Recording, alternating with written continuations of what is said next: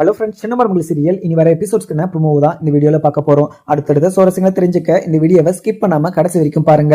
இங்க அழகரும் அங்க மீனாட்சியும் பிறந்து 1 month ஆகுது. இவங்க 2 பேரையுமே கூட்டிக்கிட்டு குலதெய்வ கோயிலுக்கு போயிட்டு வரணும் அப்படின்னு சொல்லிட்டு அப்பத்தாவும் இங்க தமிழ் செல்வி கிட்ட போயிட்டு இங்க கோயிலுக்கு போற விஷயத்தையும் சொல்றாங்க. அதுவும் இல்லாம கேலண்டரை எடுத்து அதுக்கு நல்ல நேரத்தையும் பாக்குறாங்க. உடனே அப்பத்தா, நம்ம எல்லாம் கோயிலுக்கு போறோமா, குலதெய்வ கோயிலுக்கு போறோமா, எனக்குமே ரொம்பவே ஆசையாவும் இருந்துச்சு. குலதெய்வ கோயிலுக்கு போகணும், சாமி கும்பிட்டுட்டு வரணும் அப்படின்னு சொல்லிட்டு. ஆனா நம்மளுடைய மீனாட்சி பிறந்து 1 மாசம் ஆயிடுச்சா, எனக்கு இந்த 1 மாசம் போனதே தெரியல. மீனாட்சி பிறந்து எல்லாமே நல்லதாவே நடந்துகிட்டு இருக்கு. அதுவும் இல்லாம எங்க வீட்டுல எவ்வளவோ கசப்பான விஷயம் நடந்தாலையும் ஆனா மீனாட்சி தான் என்னுடைய கஷ்டங்கள் எல்லாம் போக்கிக்கிட்டு இருக்கா. மீனாட்சியை நினைச்சா எனக்கு எந்த ஒரு கஷ்டமும் நினைக்கவே தோன்றதில்லை அப்படின்னு சொல்லிட்டு அங்க இருக்கிற தமிழ்ச்செல்வியுமே சொல்லிடுறாங்க. உடனே அப்பத்தாவுமே அதுக்குதான் தமிழ்ச்செல்வி இங்க நம்ம குலதெய்வ கோயிலுக்கு போயிட்டு வருது, குலதெய்வ கோயிலுக்கு போனா எல்லாமே நல்லதாவே நடக்கும். அது இல்லாம 1 மாசத்துக்கு அப்புறம் கண்டிப்பா குலதெய்வ கோயிலுக்கு போயிட்டு பொங்கல் வைத்து அங்க சாமியை கும்பிட்டுட்டு வரணும். அதனால ரொம்பவே புண்ணியம் கிடைக்கும். அது இல்லாம வீட்டுல எந்த ஒரு சண்டை சச்சரவும் இருக்காது. அதனாலதான் குலதெய்வ கோயிலுக்கு போகணும் அப்படின்னு சொல்லிட்டு முன்னோர்கள் எல்லாம் சொல்லியிருக்காங்க அப்படின்னு சொல்லிட்டு அங்க இருக்கிற அப்பத்தாவுமே சொல்லிடுறாங்க. உடனே தமிழ்ச்செல்வியும் சரிங்க அப்பத்தா, நான் இன்னைக்கு காலேஜில் மேம் கிட்ட நாளைக்கு வந்து நான் லீவ் கேட்டுட்டு வந்துடுறேன். இன்னைக்கு கொஞ்சம் டைம் ஆயிடுச்சு, நான் எழுந்ததே லேட்டாக தான் எழுந்தேன், நான் ரெடி ஆகி நான் இப்போ வரேன், அது வரையும் நீங்கள் அழகிறப்பா இது சாரி இங்கே மீனாட்சியை பார்த்துக்கோங்க அப்படின்னு சொல்லிட்டு அங்கே இருக்கிற தமிழ்ச்செல்வியுமே சொல்லிடுறாங்க. இதே ஒரு விஷயத்த தான் அங்கே இருக்கிற ராஜாங்கமும் சொல்றாங்க. ராஜாங்கமும் இங்கே நம்ம எல்லாருமே சேர்ந்து நம்மளுடைய கருப்பசாமி கோயிலுக்கு, குலதெய்வ கோயிலுக்கு நம்ம போயிட்டு வரணும் அப்படின்னு சொல்லிட்டு அங்கே இருக்கிற ராஜாங்கமும் சொல்லவும் உடனே அங்கே இருக்கிற கருப்பு அங்கே சேதுன்னு சொல்லிட்டு எல்லாருமே இதுக்கு சம்மதிக்கிறாங்க. மோகனாவும் எங்க நானுமே போகணும்னு சொல்லிட்டு நினைச்சிட்டு இருந்தேன். அதே மாதிரி இங்க அழகர் பிறந்தும் 1 மாசம் ஆகுது.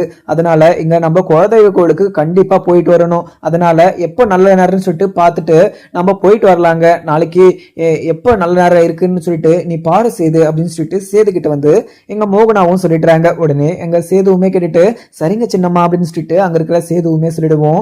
உடனே அங்க இருக்கிற ஈஸ்வரியும் நின்றுகிட்டு பயங்கர ஒரு கோவத்தை தான் பார்த்துக்கிட்டு இருக்காங்க. என்னதான் இருந்தாலையும் அந்த குழந்தைய ரொம்பவே புகழ்ந்துகிட்டு இருக்காங்க. அந்த குழந்தைய வச்சு ரொம்பவே சென்டிமெண்டாவும் பேசிட்டு இருக்காங்க. அந்த குழந்தைய பாக்குற போதும் இவங்கள பாக்குற போதும் எனக்கு பயங்கர கோவமா தான் இருக்கு. இவங்கள என்னைக்குமே நான் மறக்கவும் மாட்டேன், மன்னிக்கவும் மாட்டேன். என்னைக்கு இங்க இருக்கிற அழகர் வந்து போறானோ அன்னைக்குதான் இங்க ஐஸ்வர்யாவும் சேதுவும் சேர்ந்து சந்தோஷமா இருப்பாங்க. அவங்க 2 பேருக்கும் ஒரு குழந்தைய பிறந்துருச்சுன்னா கண்டிப்பா யாராலையுமே பிரிக்க முடியாது. இங்க சேதுக்கும் அந்த குழந்தை மேல பாசம் வந்துடும். அது வர மாதிரி நான் பண்ணி விட்டுருவேன். இந்த வீட்டுல என்ன யார் என்ன சொன்னாலும் சரி, நான் நினைக்கிற விஷயம் நடந்தே தீரணும். எங்க மாமா என்ன எப்படினாலும் திட்டோம், ஆனா இந்த வீட்டுக்குள்ள இருந்துகிட்டு இந்த வீட்டுக்குள்ள நான் நினைக்கிறதா நடக்கணும். இங்க மாமா இந்த வீட்டுக்குள்ள இல்லைன்னா என்னுடைய ராஜாங்கம் தான் இந்த வீட்டுல நடக்கிற மாதிரி எல்லா விஷயத்தையுமே நான் பண்ணணும் அப்படின்ற மாதிரியுமே இங்க ஈஸ்வரியுமே நினைச்சுக்கிறாங்க. உடனே பக்கத்துல இருக்க சாவித்திரியுமே அங்க ஈஸ்வரியை பார்த்துட்டு, இன்னும் அத்தாச்சி இன்னும் யோசிச்சுட்டு இருக்கீங்க, இன்னும் கெடுதல் பண்ணலாம், எங்க குலதெய்வ கோயிலுக்கு போற போது யாரை என்ன பண்ணலாம்னு சொல்லிட்டு யோசிச்சுக்கிட்டு இருக்கீங்களா அப்படின்ற மாதிரியுமே சாவித்திரியை சொல்லவும் உடனே அங்க இருக்கிற ஈஸ்வரியும் இங்க பாருங்க மதனி, நீங்க எதுவுமே எங்கிட்ட பேசிக்கிட்டு இருக்காதீங்க, என்ன நீங்க போட்டு கொடுக்கணும்னு சொல்லிட்டு இங்க மாமா கிட்ட சொன்னதெல்லாம் எனக்கு நல்லாவே தெரியும். நீங்க எந்த காரணத்தோட நீங்க இப்படி ஒரு விஷயத்த பண்ணீங்கன்னு சொல்லிட்டு எனக்கு நல்லாவே புரிஞ்சிருச்சு. இதுக்கு மேல நீங்க எதுவுமே பேசாதீங்க. உங்களுக்கு நான் என்ன பண்ணேன்னு சொல்லிட்டு நீங்க என்னுடைய பிரச்சனைக்கெல்லாம் வந்துகிட்டு இருக்கீங்க. மறுபடியும் என்னுடைய பிரச்சனைக்கு வந்தீங்கன்னா கண்டிப்பா உங்களை நான் சும்மா விட மாட்டேன் அப்படின்னு சொல்லிட்டு அங்க இருக்கிற ஈஸ்வரியுமே சாமுத்திரி கிட்ட சொல்லிடுறாங்க. உடனே சாமுத்திரியுமே இந்த பாருங்க மதனி, நீங்க எங்க பாருங்க அத்தாச்சி, நீங்க எதுவுமே என்னெல்லாம் பண்ண முடியாது. அது இல்லாம நீங்க பண்ண திருட்டுத்தனத்துக்கும் ஐயோத்தனத்துக்கும் நீங்க மாட்டாம இருக்கிறது மிகப்பெரிய ஒரு விஷயம். ஆனா நீங்க எங்க அண்ணன் கிட்டயோ இல்ல சேதுகிட்டயோ நீங்க மாட்டிக்கிட்டீங்கன்னா கண்டிப்பா சிக்கி சின்ன பண்ண ஆயிடுவீங்க.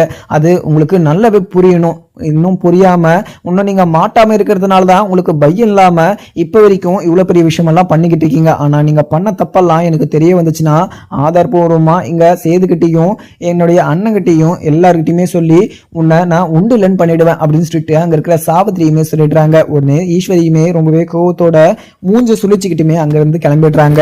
அதுக்கப்புறம் என்ன, இங்க கோயிலுக்கு போறதுக்காக எல்லாருமே துணி இங்க அங்க கோயிலுக்கு தேவையான இது பூஜை செலவுன்னு சொல்லிட்டு எல்லாருமே பேக் பண்ணிக்கிட்டு இருக்காங்க. உடனே கருப்பு கிட்ட ராஜாங்கமும், கருப்பு அங்க கோயிலுக்கு தேவையான பொருட்கள் எல்லாம் எல்லாமே வாங்கிட்டு இல்ல, எல்லாமே கரெக்டா இருக்கான்னு பாத்துக்கோ கருப்பு, ஏன்னா அங்க போயிட்டு எதுவுமே வாங்க முடியாது, அதனால நீ இங்கவே ஒரு டைம் செக் பண்ணிக்கோ அப்படின்னு சொல்லிட்டு அங்க இருக்கிற ராஜாங்கமும் சொல்லவும் உடனே கருப்புமே அது இல்லை, நான் எல்லாமே ரெடி பண்ணிட்டேன் ஐயா, நீங்க எதுக்குமே கவலைப்படாதீங்க, எல்லா பொருளும் வாங்கிட்டேன், நீங்க அங்க வந்தாவே போதும் அப்படின்னு சொல்லிட்டு அங்க இருக்கிற கருப்புமே சொல்லிடுறாங்க. உடனே சேதுவுமே அங்க நின்றுகிட்டு இங்க அழகரை வந்து கொஞ்சிக்கிட்டு இருக்காங்க. என்னடி அம்மோ நல்லா இருக்கியா, சாப்பிட்டியா, நீ சாப்பிடலன்னு சொல்லிட்டு எனக்கு ரொம்பவே கஷ்டமா இருந்துச்சு. அது இல்லாம நான் சென்னையில இருந்தபோது உன்னை நினைச்சு நான் எவ்வளவு வருத்தப்பட்டேன் தெரியுமா, உன்னை பார்க்காம எனக்கு தூக்கம் வரல, அது இல்லாம ஒருவேளை சாப்பாடுக்குள்ள என்னுடைய வாயில இறங்கல அப்படின்னு சொல்லிட்டு அங்க இருக்கிற சேதுவும் அங்க இருக்கிற அழகர்கிட்ட சொல்றாங்க. ஏன்னா அழகருமே இங்க சேது சொல்றதெல்லாம் பார்த்துட்டு ரொம்பவே சிரிச்சுக்கிட்டே இருக்கான். அதை பார்த்த இங்க சேதுவும் அழகு, நான் சொல்றது உனக்கு புரியுதாப்பா, நான் சொல்றது உனக்கு கேக்குதா, என்ன நான் சொல்றதெல்லாம் கேட்டுக்கிட்டு சிரிக்கிற அப்படின்னு சொல்லிட்டு அங்க இருக்கிற சேது சொல்லவும் உடனே காலை ஆட்டிக்கிட்டு மறுபடியும் சிரிச்சுக்கிட்டே இருக்கு. அதுக்கப்புறம் தமிழ்ச்செல்வியுமே அங்க மீனாட்சியை கொஞ்சிக்கிட்டு இருக்காங்க. கொஞ்சிக்கிட்டு இருக்கும் போது இங்க மீனாட்சியுமே சிரிக்கிறாங்க. இங்க ரெண்டு பேரும் டியூன்ஸ்ன்றதுனால ரெண்டு பேரும் ஒரே நேரத்துல சிரிக்கிறதும் ஒரே நேரத்துல அழுகிறதும் சொல்லிட்டு ஒரே லிங்காவும் இருக்கு. ஆனா கடைசியில இங்க ரெண்டு பேரும் பிரிஞ்சதுதான் ரொம்பவே மிகப்பெரிய ஒரு வருத்தமா இருக்கு. இப்ப வரைக்கும் இங்க அப்பத்தாக்கு வந்து ரொம்பவே வருத்தமா இருக்கிற ஒரு விஷயம் என்ன அப்படின்னு சொல்லிட்டு பாத்தீங்கன்னா, அவங்க ரொம்பவே இவங்க ரெண்டு பேரும் பிரிஞ்ச ஒரு விஷயம் தான் அங்க அப்பத்தாக்கு ரொம்பவே அஃபேர் பண்ணதே, அவங்கள ரொம்பவே கஷ்டப்படுத்தினதே. ஏன்னா அந்த ஒரு விஷயத்த நினைச்சு தினந்தோனும் இப்போ வரைக்குமே கஷ்டப்படுத்திட்டு தான் இருக்காங்க அப்பத்தா. ஏன்னா இவங்க ரெண்டு பேரும் சேர்ந்திருந்தா எல்லாருமே சந்தோஷமா இருந்திருக்கலாம். என்னுடைய ராஜாங்கத்துக்கு கூட நான் சந்தோஷமா இருந்திருப்பேன். என்னுடைய மகன் ராஜாங்கம் என்னை வந்து வீட்டுக்கு கூப்பிட்டும் என்னால போக முடியல, அதனால நான் ரொம்பவே வருத்தப்பட்டிருக்கேன். இப்படி இருக்கிறப்போ நான் என்ன நினைக்க சொல்ற, இந்த வயசான காலத்திலையும் என்னால நிம்மதியா இருக்க முடியல அப்படின்னு சொல்லிட்டு அங்க இருக்கிற அப்பத்தாவுமே மனசுக்குள்ளே பேசிக்கிறாங்க. அதுக்கப்புறம் என்ன, இங்க குலதெய்வ கோவிலுக்கு போறதுக்காக எல்லாம் ரெடி பண்ணிட்டு இங்க ஆட்டோவுமே புக் பண்ணியிருப்பாங்க. ஆட்டோ வந்த உடனே எங்க அப்பத்தா, தமிழ்ச்செல்வி, வசந்தி, செல்லப்பாண்டின்னு சொல்லிட்டு எல்லாருமே தனான்னு சொல்லிட்டு எல்லாருமே ஏறி அங்க குலதெய்வ கோவிலுக்குமே போயிட்டு இருக்காங்க. போற வழியில அங்க ஆப்போசிட்ல வந்து ராஜாங்கத்தோடைய காருமே வருது. அதுல எல்லாருமே ஈஸ்வரி, சாவித்ரி, சித்ரா, அங்க இருக்கிற மோகனா, ராஜாங்கம் சொல்லிட்டு எல்லாருமே வந்துகிட்டு இருக்காங்க. அவங்க ஆட்டோ போற இதுல கிராஸ் பண்ணி போகவும் இவங்களை பார்த்த உடனே அங்கவே கார் நின்றுடுது. உடனே இதை பார்த்தா சேதுவும், அப்பா எங்க அப்பத்தா வந்துட்டு இருக்காங்க, எங்க போறாங்கன்னு சொல்லிட்டு தெரியல, நான் அப்பத்தா கிட்ட கொஞ்சம் பேசிட்டு வந்துடுறேன் அப்படின்னு சொல்லிட்டு அங்கிருந்து இறங்கி அங்க ஆட்டோ கிட்ட போயிட்டு அப்பத்தா கிட்டயுமே பேசுறாங்க. அப்பத்தா எங்க அப்பத்தா போயிட்டு இருக்கீங்க, என்ன விஷயமா போறீங்க அப்படின்னு சொல்லிட்டு அங்க சேதுவுமே அப்பத்தா கிட்ட சொல்லவும் உடனே அப்பத்தா இதை கேட்ட உடனே, என்னடா சேது, எங்க குழந்தை பிறந்து 1 மாசம் ஆயிடுச்சு, அதனால குலதெய்வ கோவிலுக்கு போயிட்டு வரலாம் அப்படின்னு சொல்லிட்டு எல்லாருமே போயிட்டு இருக்கோம், அதனாலதான் இங்க எல்லாருமே பேக் பண்ணிட்டு எங்க குலதெய்வ கோயிலுக்காக போயிட்டு இருக்கோம் இந்த மாதிரியுமே அப்பத்தா சொல்லவும் உடனே இதை கேட்ட சேதுவும் அங்க அப்பத்தா கிட்ட, அப்பத்தா நாங்களும் அங்க குலதெய்வ கோயிலுக்கு தான் போறோம், வேணும்னா எங்களுடைய கார்ல வாங்க அப்பத்தா, ஆட்டோல குளின்னு வரும், இங்க மீனாட்சியுமே ரொம்பவே அழுதுகிட்டே வருவா, நீங்க கார்ல வாங்க அப்பத்தா அப்படின்னு சொல்லிட்டு அங்க இருக்கிற சேது சொல்லவும் இதை கேட்ட அங்க இருக்க தமிழ்ச்செல்வியும், இல்ல அப்பத்தா நம்ம ஆட்டோலே போய்க்கலாம், நம்ம ஆட்டோல போறதுதான் சேஃபும் கூட, ஒரு நல்லதும் கூட, ஏன்னா அவங்க கூட போனா ஒரு இடத்துல உங்களுக்கு மூடு மாறிடுச்சுன்னா நம்மள அங்கேயே இறக்கி விட்டுட்டு கூட போயிடுவாங்க, நம்ம ஆட்டோல போறதுதான் ரொம்பவே நல்லதுன்னு சொல்லிட்டு நினைக்கிறேன் அப்படின்ற மாதிரியுமே அங்க அப்பத்தா கிட்ட சொல்லவும் உடனே அப்பத்தாவும், தமிழ் நீ கொஞ்ச நேரம் அமைதியா இரு, நான் அங்க சேது கிட்ட பேசிக்கிறேன் அப்படின்னு சொல்லிட்டு சேது கிட்ட,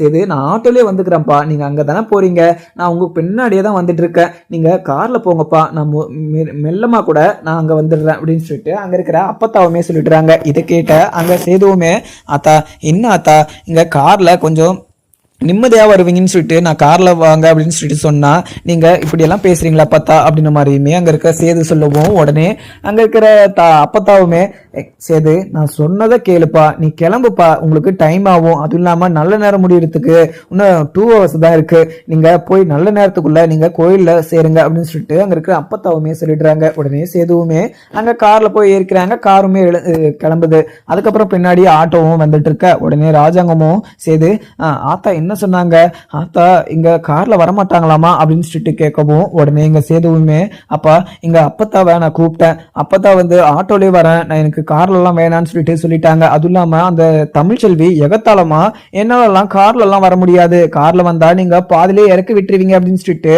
நாம ஆட்டோல போறதுதான் சேஃப்னு சொல்லிட்டு ரொம்பவே திமிராவும் பதில் சொல்றாப்பா. எனக்கு அவளை பார்த்தவே ரொம்பவே கோவமா இருக்கு. அதுவும் இல்லாம அவ சென்னைக்கு வந்து என்ன அவ அங்க அசிங்கப்படுத்திட்டு அந்த மீனாட்சியை தூக்கிட்டு வந்ததும் இல்லாம நம்மள இவ்வளவு கஷ்டப்படுத்தினா அந்த ஒரு கோவத்திலே நான் இன்னும் ரொம்பவே வருத்தத்தோட இருக்கேன். இப்படி இருக்கிறப்போ எல்லாருமே சேர்ந்து என்ன ரொம்பவே அசிங்கப்படுத்திட்டாங்க.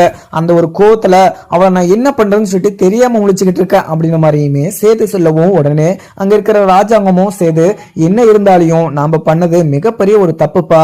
ஏன்னா இங்க தமிழ்ச்செல்வியோடைய குழந்தைய அழகரை அங்கிருந்து மீனாட்சிய அங்கிருந்து தூக்கிட்டு வந்தது ஈஸ்வரியோட தப்பு. அதனாலதான் அழகரை தூக்கிட்டு வரதுக்காக அவ சென்னை வரையுமே வந்திருக்கா. இங்க ஈஸ்வரி எதுவுமே போய் பண்ணாம இருந்திருந்தானா கண்டிப்பா இங்க தமிழ்ச்செல்வி எந்த ஒரு விஷயமும் பண்ணாம இருந்திருப்பா. அவளுடைய குழந்தைய இல்லாம அவ எவ்வளவு கஷ்டப்படுவா. அது ஒரு பெத்த தாய்க்கு மட்டும்தான் அந்த ஒரு கஷ்டம் தெரியும்னு சொல்லிட்டு எல்லாருமே சொல்லுவாங்க. அதனால அந்த இடத்துல இருந்தா மட்டும்தான் அவங்களுடைய கஷ்டம் உனக்கு புரிஞ்சிருக்குமோ என்னமோ. ஆனா நீ தமிழ்ச்செல்வியே தப்பா சொல்லத. நம்ம வீட்டுலதான் எல்லா ஒரு தப்பும் இருக்கு. நம்ம வீட்டுல மறுபடியும் இப்படி ஒரு தப்பு நடக்காம என்ன பாத்துக்கோ. ஆனா தமிழ்ச்செல்வியை குறை சொல்லிட்டு நீ இப்படி எல்லாம் பேசிட்டு இருக்காத. தமிழ்ச்செல்வி மேல நீ கோவமா இருக்கிறதுனால இப்படி ஒரு குறையெல்லாம் நீ சொல்லிட்டு இருக்க. ஆனா நீ எதுவுமே அவ தமிழ்ச்செல்விய நீ தப்பாவோ இல்ல வேற எதுவோ நீ பேசவே பேசாத. ஏன்னா இங்க தமிழ்ச்செல்வி எல்லாருக்குமே ரொம்பவே நல்லது பண்ணிருக்கா. இப்ப நான் உயிரோட உன் முன்னாடி உட்காந்து பேசிக்கிட்டு இருக்க காரணமும் தமிழ்ச்செல்வி மட்டும்தான் அப்படின்ற மாதிரியுமே அங்க இருக்கிற ராஜாங்கமும் சொல்லிடுறாங்க. அப்பா சரிங்கப்பா, என்ன இருந்தாலையும் இங்க நம்ம மேலதான்ப்பா தப்பு இருக்கு. நான் தமிழ்ச்செல்வியை பேசி எந்த ஒரு பிரயோஜனமும் இல்லை. இங்க சின்னம்மா தான் இப்படி ஒரு விஷயத்த பண்ணியிருக்காங்க. அவகிட்ட என்ன அசிங்கப்பட வச்சிருக்காங்க. சின்னம்மா எதுக்கு தான் இப்படி எல்லாம் பண்ணிட்டு இருக்காங்க. முன்னாடியே அவங்கள நிறைய நான் வார்னிங் கொடுத்துருக்கேன். இப்படி இருக்கிறப்போ அவங்க ஏன் இப்படி எல்லாம் பண்ணிட்டு இருக்காங்கன்னு சொல்லிட்டு எனக்கு ஒண்ணுமே புரியல அப்படின்ற மாதிரியுமே அங்க இருக்கிற சேது சொல்லிடுறாங்க. உடனே இங்க இருக்கிற ராஜாங்கமும் சேது நான் எவ்வளவோ டைம் அங்க இருக்கிற வீட்டுல இருக்கிறவங்களுக்கு எல்லாருக்குமே சொல்லிட்டேன். ஆனா இதுக்கு மேல யாராவது இப்படி ஒரு விஷயம் பண்ணாங்கன்னா நான் மனுஷனாவே இருக்க மாட்டேன்னு சொல்லிட்டு நல்லாவே புரியும்படியே சொல்லிட்டேன். இப்படி இருந்து அவங்க இப்படியே இருந்து கரெக்டா இருந்துட்டாங்கன்னா யாருக்கும் எந்த ஒரு பிரச்சனையுமே இல்லாம போயிடுவாங்க. ஆனா மறுபடியும் இப்படி ஒரு தப்பை யாராவது பண்ணாங்கன்னா இங்க வீட்டுக்கு வெளியே அனுப்ப மாட்டேன், இந்த வீட்டை விட்டையே துரத்தி விட்டுருவேன் அப்படின்னு சொல்லிட்டு இங்க ராஜாங்கமும் சொல்லிடுவாங்க. எல்லாருமே சேர்ந்து கோயிலுக்குமே போய் ரீச் பண்ணிடுறாங்க. கோயிலுக்கு போன உடனே ஒரு சைடு தமிழ்ச்செல்வியோட ஃபேமிலி பொங்கல் வச்சுக்கிட்டு இருக்கவும், அந்த சைடு பாத்தீங்கன்னா இங்க ராஜாங்களோட ஃபேமிலி அங்க சாமி கும்பிட்டுக்கிட்டு இருக்காங்க. உடனே சாமி கும்பிட்டு இருக்கிற போதே கருப்புக்கு பயங்கரமா கருப்புமே இறங்கிட்டுருது. ஏன்னா கருப்பு சாமி வந்த உடனே பயங்கரமா ஆடுறாரு. ஆடின உடனே இங்க இருக்கிற எல்லாருமே பயப்படுறாங்க. ஈஸ்வரி, சாபுத்ரி, சித்ரா எல்லாருமே அப்படியே ஒரு ஷாக்கிங்கா பார்க்கவும் உடனே அங்க இருக்கிற ராஜாங்கமும் ஐயா ஐயா உங்களுக்கு என்ன வேணும் ஐயா, நாங்க உங்களுக்கு எதனா குறை வச்சிருக்கோமா, குறை வச்சுட்டு இருந்தா சொல்லுங்க ஐயா, நாங்க எதனா தப்பு பண்ணிட்டு இருந்தா எதனா சொல்லுங்க அப்படின்னு சொல்லிட்டு அங்க இருக்கிற ராஜாங்கம் கேட்கவும் உடனே கருப்பு மேல இருக்கிற சாமியுமே கருப்பசாமி பேசுது. உடனே நீங்க மிகப்பெரிய ஒரு தப்பு பண்ணிருக்கீங்க. வீட்டுக்கு வாக்குப்பட்டு வந்த பொண்ணை மருமகளை நீங்க வீட்டை விட்டு வெளியே துரத்திருக்கீங்க. அதுவும் இல்லாம நீங்க அவளை ரொம்பவே கஷ்டப்படுத்திருக்கீங்க. சோ நீங்க இப்படி எல்லாம் ஒரு தப்பு பண்ணிருக்கவே கூடாது. இது மிகப்பெரிய ஒரு தப்பு. நீங்க என்ன ஒரு வேண்டுதல் பண்ணாலையும் கண்டிப்பா இப்படி ஒரு தப்பு பண்ணிருக்க கூடாது. நீங்க இப்படி ஒரு தப்பு பண்ணிட்டு அதுக்கு பரிகாரம் கண்டிப்பா தேடவே கூடாது. எப்படி தப்பு பண்ணீங்களோ அந்த தப்ப அதே மாதிரிதான் நீங்க சரி பண்ணணும். ஒரு முள்ள முள்ளால் தான் எடுக்குவாங்க அப்படின்னு சொல்லிட்டு ஒரு வசனமே இருக்கு. அது மாதிரிதான் நீங்க துரத்தின தமிழ்ச்செல்விய மறுபடியும் நீங்க அவளை மரியாதையா அவகிட்ட மன்னிப்பு கேட்டு அவளை மறுபடியும் நீங்க வீட்டுக்கு கூட்டிட்டு வந்தா மட்டும்தான் அவளுக்கு பண்ண நீங்க பாவமோ அவளுக்கு பண்ண துரோகமோ எல்லாமோ உங்க மேல இருக்கிற எல்லா பாவமும் போகும் அப்படின்னு சொல்லிட்டு கருப்பசாமியுமே சொல்லிடுது. உடனே இதை கேட்ட அங்க இருக்கிற ராஜாங்கம் சேதுன்னு சொல்லிட்டு எல்லாருமே ரொம்பவே ஆச்சரியமாவும் பார்க்கவும், ஒரு சைடு பாத்தீங்கன்னா ஈஸ்வரி பயங்கர கோவத்திலையும் சாமி என்ன சாமி சொல்லிட்டு இருக்கீங்க, கண்டிப்பா தமிழ்ச்செல்வி மிகப்பெரிய ஒரு தப்பு பண்ணிருக்கா, என்னுடைய மாமாவை அசிங்கப்படுத்திருக்கா, அவங்க போலீஸ் ஸ்டேஷன்ல போயிட்டு பயங்கரமா அடிப்பட்டதுக்கெல்லாம் காரணம் இங்க தமிழ்ச்செல்வி மட்டும்தான். தமிழ்ச்செல்வி இப்படி ஒரு தப்பு பண்ணாம இருந்ததுன்னா இங்க எங்களுடைய மாமாக்கு எந்த ஒரு அசிங்க பேரும் வந்திருக்காது. ஊர் முன்னாடி அசிங்கப்பட்டு அவருடைய பதவியும் போச்சு, அவருடைய மரியாதையும் போச்சு. இதுக்கெல்லாம் மொத்தமும் காரணம் இங்க தமிழ்ச்செல்வி மட்டும்தான். அதுக்காக தான் அவளை இந்த வீட்டை விட்டு நாங்க துரத்தணும் அப்படின்னு சொல்லிட்டு அங்க இருக்க ஈஸ்வரி கருப்பசாமி கிட்ட பேசவும் உடனே கருப்பசாமியும் இங்க தப்பு பண்ணவங்கன்னு சொல்லிட்டு யாருன்னு எனக்கு நல்லாவே தெரியும். ஆனா இந்த விஷயத்த நான் யாருகிட்டயுமே சொல்லக்கூடாதுன்னு பாக்குறேன். ஆனா நீ இப்ப இவ்வளவு தூரம் பேசிட்டு நான் சொல்லாம இருந்தேன்னா எதுவுமே சரியா இருக்காது. தமிழ்ச்செல்வி எப்பவுமே ஒருபோதும் எந்த ஒரு தப்புமே அறியாதவ, எந்த ஒரு தப்புமே பண்ணாதவ. அப்படியேப்பட்டவள நீ இப்படி ஒரு குறை சொல்லிக்கிட்டு இருக்கியே, அதுவும் இல்லாம பண்ணவளே நீதான். நீ பண்ணிட்டு இங்க தமிழ்ச்செல்வி மேல இவ்வளவு பெரிய பழிய நீ சுமத்தனா கண்டிப்பா அது சரியே கிடையாது. ஆனா இந்த வீட்டுக்கு யாருக்குமே தெரியாம இன்னைக்கு வரைக்கும் நீ அந்த ஒரு விஷயத்த மறைச்சு வச்சுட்டு இருந்திருக்க. இப்ப இங்க இருக்கிறவங்க எல்லாருக்குமே தெரிஞ்சிருச்சு. இங்க பாருங்க ஐயா, இங்க இருக்கிறாங்க பாருங்க, இவதான் எல்லா விஷயத்துக்கும் எல்லா தப்புக்கும் காரணமானவ. இவதான் எல்லாரும் நல்லா இருக்க கூடாதுன்னு சொல்லிட்டு நினைச்சு இப்படி எல்லாம் ஒரு தப்பு பண்ணிருக்கா. அது மட்டும் இல்லாம நிறைய விஷயத்துல இத தப்பு பண்ணிருக்கா. இவன் மட்டும் இல்லாம 3 பேர் இந்த விஷயத்துல இன்வால்வ் ஆயிருக்காங்க. இவன் சொல்லிட்டு இவன் மகன் சொல்லிட்டு இவளுடைய சொந்தத்துல ஒரு பொண்ணு இருக்கு. அந்த பொண்ணு யாருன்னு சொல்லிட்டு எனக்கு தெரியல, ஆனா நீங்களே கண்டுபிடிச்சுக்கோங்க. இவங்க 3 பேரும் சேர்ந்துதான் இப்படி ஒரு விஷயத்த பண்ணிருக்காங்க. அந்த அப்பாவி பொண்ணு தமிழ்ச்செல்விய இப்படி அசிங்கப்படுத்துவதும் இல்லாம அந்த வீட்டை விட்டு 2 குழந்தையோட வெளியே துரத்துனது மிகப்பெரிய ஒரு தப்பான ஒரு விஷயம். அந்த ஒரு விஷயத்த இவங்க எப்படி கெட்ச் போட்டு பண்ணிருக்காங்க. இப்ப வரைக்குமே உங்களுக்கு தெரியாம இந்த ஒரு விஷயத்த மெயின்டைன் பண்ணிக்கிட்டு இருக்காங்க அப்படின்ற மாதிரியுமே கருப்பசாமி சொல்லிடுது. உடனே இங்க ஈஸ்வரியும் மாமா மாமா நான் எதுவுமே பண்ணல மாமா, கருப்பசாமி பொய் சொல்லிக்கிட்டு இருக்கு, கருப்பசாமி பேசல, இங்க கருப்பு தான் பேசிக்கிட்டு இருக்கான், கருப்பு எதுக்காக இப்படி பேசிக்கிட்டு இருக்கான்னு சொல்லிட்டு எனக்கு தெரியல மாமா, நான் இப்படி ஒரு தப்பு பண்ணல, எதுக்காக இப்படி சாமி இப்படி பொய் சொல்லுதுன்னு சொல்லிட்டு எனக்கு தெரியல, சாமி எல்லாம் இப்படி எல்லாம் பொய் சொல்லாது, கண்டிப்பா கருப்பு தான் சாமி வந்த மாதிரி நடிச்சுக்கிட்டு இருக்கான் மாமா அப்படின்ற மாதிரியுமே இங்க ஈஸ்வரி வந்து சாமி அங்க சந்தேகப்பட்டுக்கிட்டு இருக்காங்க. உடனே ராஜாங்கமும் ஈஸ்வரி வாய முடிக்கிட்டு, இங்க கருப்புக்கு ஏற்கனவே இங்க கருப்பசாமி வந்திருக்குன்னு சொல்லிட்டு எல்லாருக்கும் தெரியும். அதுவும் இல்லாம கருப்பசாமி வந்து கருப்பு மேலதான் இறங்குன்னு சொல்லிட்டு எல்லாருக்குமே தெரியும். அப்படி இருக்கிறப்போ சாமியவே சந்தேகப்பட்டு சாமியே நீ இப்படி பேசிக்கிட்டு இருக்கியா, தப்பு இவ்வளவு பெரிய தப்பு பண்ணதும் இல்லாம நீ இப்படி எகத்தளமா பேசிக்கிட்டு இருக்கலாம் பார்த்துட்டு என்னால உன்னை சும்மாவே விட முடியாது. அதுவும் இல்லாம தமிழ்ச்செல்வி ரொம்பவே நல்லவ, நான் அப்பவே யோசிச்சு பார்த்தேன் இப்படி ஒரு விஷயத்த தமிழ்ச்செல்வி பண்ணிருக்க மாட்டான்னு சொல்லிட்டு. ஆனா நீயும் இங்க சித்ராவும் எங்க ஐஸ்வர்யாவும் 3 பேரும் சேர்ந்து நீங்க என்னென்னலாம் தப்பு பண்ணிருக்கீங்கன்னு சொல்லிட்டு எனக்கு தெரியல. ஆனா தமிழ்ச்செல்வி மேல இவ்வளவு பெரிய புகாரை அழிச்சதும் இல்லாம தமிழ்ச்செல்விய அசிங்கப்படுத்தி இந்த வீட்டை விட்டு துரத்துன மாதிரி நீங்க பண்ணிருக்கீங்க. இதுக்கு மேல உங்களை நான் சும்மாவே விட மாட்டேன். இதுக்கு முன்னாடி நீங்க பண்ண தப்ப கூட நான் விட்டுருவேன். ஆனா இப்ப ரீசெண்டா இங்க மீனாட்சியை தூக்கிட்டு வந்து உங்ககிட்ட கொடுக்க மாட்டேன்னு சொல்லிட்டு தமிழ்ச்செல்வி கிட்ட பிரச்சனை பண்ணதும் இல்லாம நீ அங்க எங்க பேசணுமோ நீ அங்க போய் பேசிக்கணும்னு சொல்லிட்டு எகத்தாளமா நீ அவகிட்ட பதில் வேற சொல்லிருக்க. அந்த ஒரு கோவத்துல அவ ஒத்தாளா இங்க சென்னைக்கு வந்து அங்க அழகரை வந்து தூக்கிட்டு வந்தா. அவளுக்கு எவ்வளவு மேல கோவம் இருந்திருந்தா அங்க சென்னை வேறு வந்து ஒத்தாளா அந்த அழகரை தூக்கிட்டு வந்திருப்பா அப்படின்னு சொல்லிட்டு அங்க இருக்கிற ராஜாங்கமும் சொல்லிடுறாங்க. உடனே இங்க இருக்கிற ஈஸ்வரியுமே பம்பி போய் உக்காந்துடுறாங்க. மாமா எங்க நான் ஏதோ தெரியாம பண்ணிட்டேன் மாமா, தமிழ்ச்செல்வியால இந்த வீட்டுக்குள்ள நிறைய பிரச்சனை வருது, அதுவும் இல்லாம சேதுக்கு இந்த தமிழ்ச்செல்வி இந்த வீட்டுக்குள்ள இருக்கிறது பிடிக்கல, அதுவும் இல்லாம தமிழ்ச்செல்வியால சேதுக்கு நிறைய பிரச்சனை வருது அப்படின்னு சொல்லிட்டு தான் மாமா இப்படி எல்லாம் பண்ணிட்டேன், என்ன மன்னிச்சுக்கோங்க மாமா. சேதுவை நான் என்னுடைய மகனா பாக்குறேன், என்னுடைய மகன் கஷ்டப்படுறத பார்த்துட்டு என்னால சும்மா இருக்க முடியாது, அதனாலதான் நான் இப்படி ஒரு விஷயத்த பண்ண மாமா, என்ன மன்னிச்சுக்கோங்க அப்படின்னு சொல்லிட்டு கால விழுந்து கெஞ்சி கதடுறாங்க அங்க இருக்கிற ஈஸ்வரியுமே. உடனே ராஜாங்கமும் ஈஸ்வரி உனக்கு மன்னிப்பே கிடையாது, சாமி அவ்வளவு தூரம் சொல்லியுமே நீ சாமியே சந்தேகப்பட்டு இது உண்மை சாமி இல்ல கருப்பு சாமி தான் அப்படின்னு சொல்லிட்டு நீ கருப்பவே சந்தேகப்பட்டுக்கிட்டு இருக்க. இதுக்கு மேலேயுமே நீ அந்த வீட்லயும் இருக்க கூடாது, நீ அங்க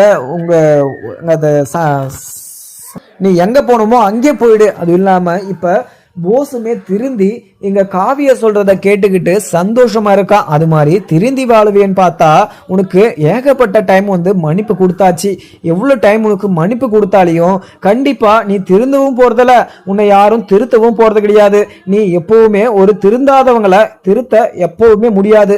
அதனால இந்த வீட்டுல நீ டிராமா போட்டோ இல்ல நடிச்சோ இந்த வீட்டுக்குள்ள நீ எப்பவுமே இருக்கவே கூடாது அப்படின்னு சொல்லிட்டு ராஜாங்கம் வந்து சொல்லிடுறாங்க.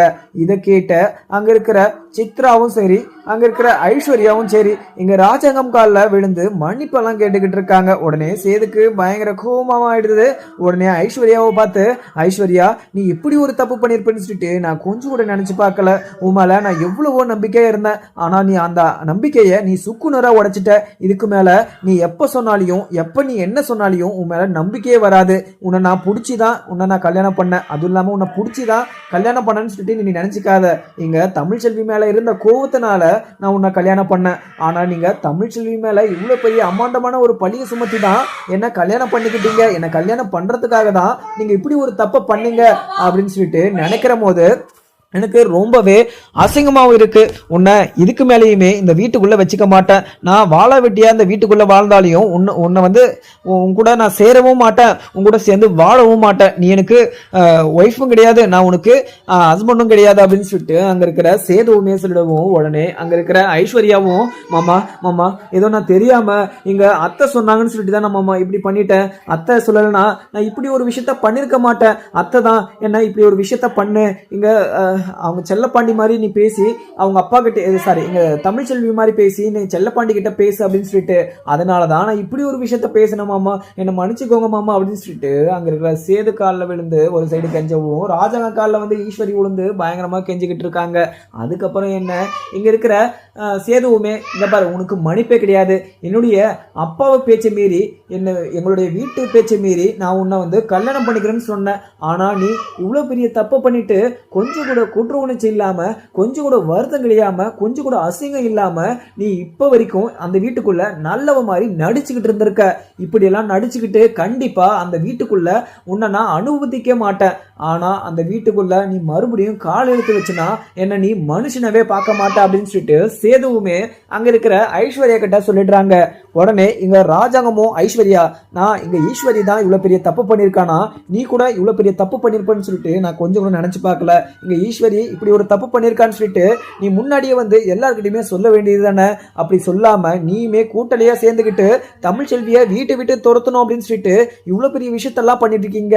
ஆனா உன்னை நான் சும்மாவே விட மாட்டேன். நீங்க யாருமே வீட்டுக்கு வெளியவே இருக்கக்கூடாது, யாரு கூடயுமே நீங்க இருக்கவே கூடாது, நீங்க ஜெயில இருக்க வேண்டியவங்க. ஜெயில இருந்து நீங்க களி சாப்பிட்டாதான் எல்லா விஷயமும் உங்களுக்கு புரிய வரும், எல்லா கஷ்டமும் உங்களுக்கு புரிய வரும் அப்படின்னு சொல்லிட்டு அங்க இருக்கிற ராஜாங்கமும் சொல்லிடவும் உடனே ஈஸ்வரியும் அங்க இருக்கிற ஐஸ்வர்யாவும் ரெண்டு பேரும் சேர்ந்து ராஜாங்கத்துக்கிட்ட மன்னிப்பு கேட்கவும் உடனே அங்க இருக்கிற மோகனாவுமே ஈஸ்வரியை பார்த்து ஈஸ்வரி உனக்கு எப்படி மனசு வந்துச்சு, எப்படி இங்க தமிழ்ச்செல்வியை அசிங்கப்படுத்தி இந்த வீட்டை விட்டு துரத்துறதுக்கு உனக்கு எப்படிதான் மனசு வந்துச்சு. நான் கண்டிப்பா இப்படி ஒரு விஷயத்த நான் மன்னிக்கவும் மாட்டேன், எப்பவும் மறக்கவும் மாட்டேன். இப்படி ஒரு தப்பு பண்ணிட்டு நீங்க தண்டனை அனுபவிக்காம இருக்கவே கூடாது. நீங்க பண்ண தப்புக்கு இங்க தமிழ்ச்செல்வி இத்தனை நாளா வருத்தப்பட்டுக்கிட்டு இருக்கா, அதுவும் இல்லாம இத்தனை நாளா தண்டனை அனுபவிச்சுக்கிட்டு இருக்கா.